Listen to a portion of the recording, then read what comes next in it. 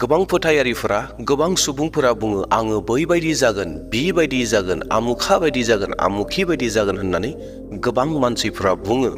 जेरैहाय गेदेमा मानसिफोर गोबां दङमोन जाय गेदेमाफोरा थैनानै थांबाय, जेरै महात्मा गान्धी, आब्दुल कालाम आरो गोबां रोखोमनि इन्टारनेशनेलनि जायफ्रा मुंदांखा जानाय अबामामोन बायदि बिसोरबायदि गोबां मानसिफोरा जागोन होननानै बुंनानै लायो आरो बैसोरखौ साफा साफा मडेल खालामनानै लायो आरो बैसोरखौ फकास खालामो, बैसोर फारसे नोजोर हरो।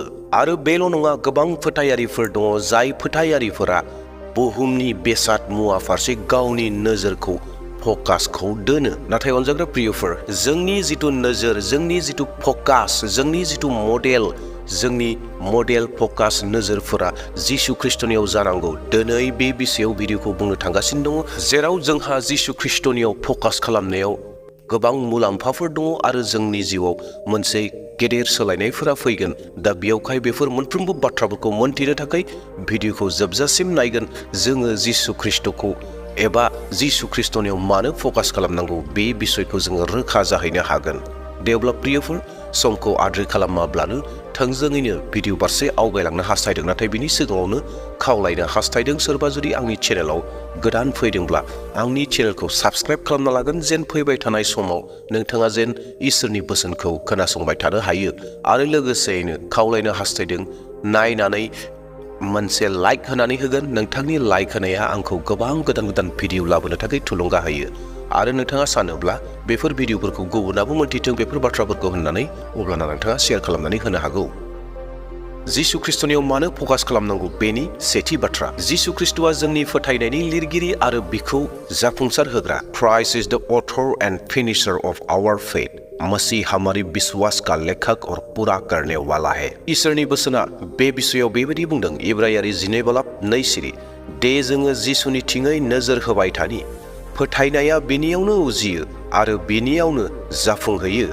उनाव मोनगोन रंजानायखौ मिथिखानानै बियो लाजि फोनांजानायफोरखौ मुंबो साना लाबानो क्रुसाव होजानायखौ सैबाय आरो दा बियो इसोरनि सिंहासननि आगदाथिं जनानै दं। बे बाइबेल सिरिया जोंखौ जिसुनि फारसे नोजोर होनांगौखौ मोनथिहोदों, मानोना जोंनि फोथायनाया बिनि गेजेरजोंनो जागायजेनदों आरो बिनि गेजेरजोंनो जोबथा जागोन। जेब्ला जों मानसिनियाव नोजोर होगोन एबा ध्यान होगोन अब्लाना जोङो निराशा जानो हागौ। नाथाय जेब्ला जोङो जिसु ख्रिस्टनियाव फोथायगोन, नोजोरखौ होगोन, ध्यानखौ होगोन, जोङो माब्लाबाबो निराशा जानाय नङा। आरो जिसु ख्रिस्टआ जोंखौ माब्लाबाबो निराशा जाहोआ, मानोना बिनि बलिदान होनाया जोंखौ पापनिफ्राय उदांस्रि खालामो। आरो बिनिखायनो जिसु ख्रिस्टनियाव फकास खालामनाया, ध्यान खालामनाया, नोजोर होनाया बयनिख्रुइ साबसिन। बेयावखायनो जोङो जिसु ख्रिस्टनियाव ध्यान आरो नोजोरखौ दोननांगौ। जिसु ख्रिस्टनियाव मानो फकास खालामनांगौ बिनि नैथि बाथ्रा बेनो जाबाय, मानसिफोरा फैमाल जानो हागौ नाथाय जिसु ख्रिस्टआ माब्लाबाबो जाया। People may fail, but Jesus never will. लोग असफल हो सकते हैं लेकिन यीशु कभी नहीं होंगे। इसोरनि बोसोना बेबायदि बुङो, गितफोर 118:8 आरो 9 सिरि। मानोना फोरबोनियाव बरसा खालामनाया मानसिफोरनियाव सोनारनायनिख्रुइ गाहामसिन। फोरबोनियाव बरसा खालामनाया हादांगोराफोरनियाव सोनारनायनिख्रुइ गाहामसिन। बे बाइबेल सिरिया जोंखौ फोरोङोदि मानसिया सिमा गोनां नाथाय इसोरनियाव जेबो सिमना गैया। इसोरनियाव भरोसा खालामनाया जोंखौ माब्लाबाबो निराशा खालामा। नाथाय जेब्ला सासे मानसिया सोरबा मानसिखौ फकास खालामगोन, सोरबा मानसिनियाव नोजोर होगोन आरो बै मानसि बायदि जानो हास्थायगोन, अब्लाना जोङो निराशाखौ मोननो हागौ एबा जोङो निराशाखौ मोनगोन।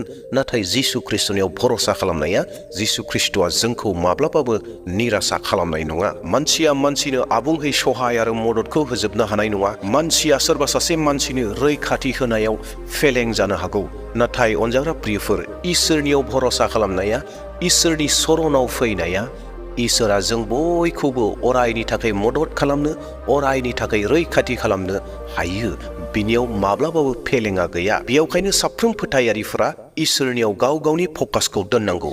जिसु ख्रिस्टनियाव फकास खालामनांगौनि थामथि बाथ्रा बेनो जाहैबाय, जिसु ख्रिस्टआनो बयनिख्रुइ साबसिन दैखुनथि। Jesus is our perfect example. यीशु हमारे लिए पूर्ण उदाहरण है। बे बिषयाव इसोरनि बोसोना बेबायदि बुंदों, 1 पिटर 2:26 सिरि। बिनि जुनैनो इसोरा नोंसोरखौ लिंहरदों आरो नोंसोरबो ख्रिस्टबादि सैसोनो सोलोंथों होननानै ख्रिस्टआ गावनो सैसोनानै नोंसोरनो दिन्थिलांदों। जिसु ख्रिस्टआ जोंनि थाखाय दुखु सैसोबाय आरो बेनि जिउआ जोंखौ फोरोङोदि जों माबायदि थांनानै थानांगौ। जिसु ख्रिस्टआ गावनो अननाय, धैर्यनि आरो सैथोनि नेरसोन। इसोरनि बोसोना जोंखौ बेखौ गोसोखांहोदों। जोंनि बयनिख्रुइ साबसिन एग्जाम्पल, मडेला जाहैबाय जिसु ख्रिस्टआनो। जोंखौबो बिनि थाखायनो लेंहरनाय जादों होननानै बुंदों। जिसु ख्रिस्टआ जेरै सैसोदों नोंसोरबो बेबायदिनो सैसोदो, जिसु ख्रिस्ट बायदि जादो होननानै बुंदों। दा बेवहाय दुखु, खस्थ, जेंना, सैसोनांनायफ्रा फैगोन जोंनियाव, नाथाय जोङो जिसु ख्रिस्ट बायदि सैसोनांगोन। जिसु ख्रिस्टआ जेरै अनग्रामोन जोंबो अनग्रा जानो नांगोन। जिसु ख्रिस्टआ जेरै हेफाजाब होग्रामोन जोंबो हेफाजाब होग्रा जानो नांगोन। बे मडेलफोरखौ जोङो लानो नांगोन। जिसु ख्रिस्ट बायदि जा होननानै बुंखादों। दा बेवहाय अनजाग्रा प्रियफोर, जोंनि जिथु नोजोर, बे नोजोरखौ जोङो जिसु ख्रिस्टनि फारसे दोनदोनि। जिसु ख्रिस्टनियाव फकास खालामनांगौनि ब्रैथि बाथ्रा बेनो जाहैबाय इसोरनि गनायथिखौ नायगिर, नाथाय सुबुंफोरनिफ्राय नङा। Seek approval from God, not people. लोगों से नहीं, परमेश्वर से स्वीकृति पाइए। बे बिषयाव इसोरनि बोसोना बेबायदि बुंदों। गालाथियारि 7:20। आं मानसिफोरजों हामजा जानायखौ हास्थायदोंना? नङा, आङो इसोरजों हामजा जानायखौसो नागिरदों।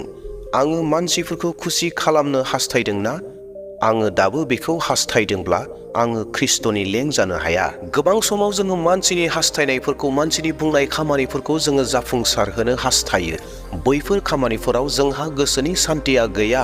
बेयाव दान्दिसेल' थानो हागौ, नाथाय जेब्ला इसोरनि इच्छाखौ जोङो जाफुंहोगोन, जेब्ला जोङो इसोरनि हास्थायनाय बायदि, जिसु ख्रिस्टनि हास्थायनाय बायदि खामानिखौ जोङो मावगोन, इसोरनि थाखाय, जिसु ख्रिस्टनि थाखाय मावगोन, अब्लाना जोंनि जिउआव अरायबो सुख सान्थिखौबो मोननो हागोन आरो इसोरा जोंनि सायाव, जिसु ख्रिस्टहा जोंनि सायाव गोबां अननाय, दया, अनुग्रहआ गोबांनिख्रुइ गोबां थासिनगोन। बेयावखायनो जोंखौ पौला बुंदों जे जों जुदि मानसिनि हास्थायनायखौ मावनानै खुसि खालामनो हास्थायदोंब्ला जोङो माब्लाबाबो जिसु ख्रिस्टनि सासे फोथायग्रा एबा जिसु ख्रिस्टनि खामानि मावग्रा जोङो जानो हाया होननानै रोखायै जोंखौ बुंदों। जोंनि जिउआव अरायबो जोङो जिसु ख्रिस्टखौ खुसि खालामनो थाखायसो जोङो नाजाबाय थानांगौ। जिसु ख्रिस्टनि हास्थायनाय बायदि खामानिफोरखौ मावनो थाखाय, जिसु ख्रिस्टआ जिखौ जोंनि जिउआव हास्थायो, बबे खामानिखौ मावनायखौ हास्थायो, बबेखौ मावोब्ला बियो खुसि मोनो, बबेखौ मावोब्ला बियो मोजां मोनो, बैबायदि खामानिखौ जोङो मावबाय थानाया मोजां। जिहेथु जिसु ख्रिस्टआ जोंखौ गोबां खामानि मावनायखौ हास्थायो, जिसु ख्रिस्टनि जानानै खामानि मावनायखौ हास्थायो। दा बेयावखायनो जोङो जिसु ख्रिस्टनि खामानि मावनो थाखाय जोंनि जिथु फकास, जोंनि नोजोरखौ जिसु ख्रिस्टनि फारसे जोङो अरायबो दोनबाय थानांगौ। जेन जोङो जिसु ख्रिस्टनि खामानिखौ मावफुंनो हायो, जेन जोङो जिसु ख्रिस्टनि खामानिखौ मोनथियो, जेन जोङो जिसु ख्रिस्टनि इच्छा बायदि खामानिखौ मावबाय थानो हायो।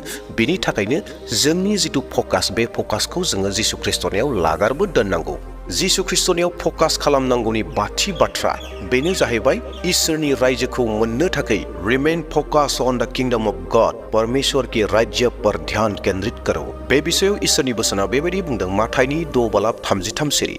नाथाय इसोरनि रायजो आरो बिनि धोरोमखौ नायगिरग्रो, अब्लानो बियो बेफोर गासैखौबो नोंसोरनो होदेरगोन। हमनानै लाथ'दो, सासे मानसिया बाइक बायनो होननानै टाउनाव ओंखारलांबाय आरो बियो जि दखानाव हाबहैनांगौ बे दखानाव हाबहैयालाफानो बियो साइकेल दखानाव हाबहैनानै बाइकखौ नायगिरहैदों जे आङो बाइक मोनगोन नामा होननानै, बाइक मोननो हागोन नामा, आं बाइक बायनो फैदों होननानै सोंहैदों दखानिनियाव। दखानिया मा बुंगोन? आंनियाव बाइक गैया होननानैसो बुंनो गोनां जागोन, मानोना बियो थिग जायगायाव थाङाखै। थिग जायगायाव थाङैखाय बियो बाइकखौ मोननो हायाखै, साइकेल दखानाव हाबहैनायखाय।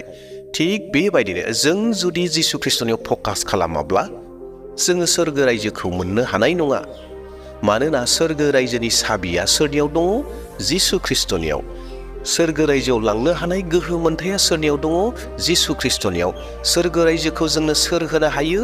बे जाहैबाय जिसु ख्रिस्टनियाव। दा बेवहाय जोंनि जिथु फकास जानांगौ, बे फकासआ जिसु ख्रिस्टनियाव थानांगौ। मानोना जोंनो सोरगो रायजोखौ सोर होनो हायो? जिसु ख्रिस्टआ होनो हायो। जोंखौ सोरगो रायजोआव सोर लांनो हायो? जिसु ख्रिस्टआ लांनो हायो। सोरगो रायजोनि सुख सान्थिखौ सोर होनो हायो? बे जाहैबाय जिसु ख्रिस्टआ।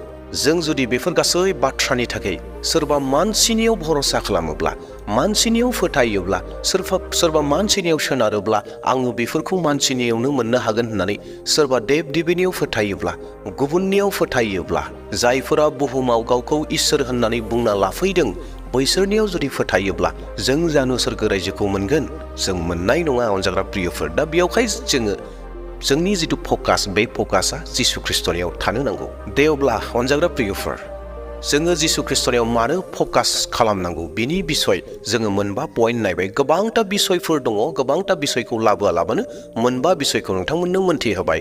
इयुननि समफोराव खाबु मोनोब्ला, सम मोनोब्ला हयथ' इयुनफोराव लाबोबावगोन। नाथाय दिनैनि थाखाय बे मोनबा जाहोनखौ लानानै फैबाय, जेराव जोङो जिसु ख्रिस्टनियाव फकास खालामनांगौ, मानसिनियाव नङा, बेसादनियाव नङा, मुवानियाव नङा, नाथाय जिसु ख्रिस्टनियाव। दा बेयावहाय जोंनि जिथु नोजोर, जोंनि जिथु फोथायनाय, बेखौ लागारबो जिसु ख्रिस्टनियाव जोङो दोननो नांगौ। दे अब्ला प्रियफोर, इयुननि समाव मोनसे गोदान भिडिअ लानानै फैफिनबावसिगोन। आसा खालामदों नोंथांमोना दिनैनि बे भिडिअखौ नायनायनि गेजेरजों एसेब्लाबो माबा मोनसे आइडिया मोन्दों, सोलोंनो हादों, आशीर्बाद मोन्दों होनना फोथायदों। दे अब्ला प्रियफोर, इयुनाव फैफिनबावसिगोन। दिनैनि थाखाय बेसेयावनो दोनथ'नोसै। बयहाबो सुख सान्ति जाथोंसै, बेखौनो बुंनानै आंनि भिडिअखौ बेसेयावनो दोनथ'बाय। Thank you.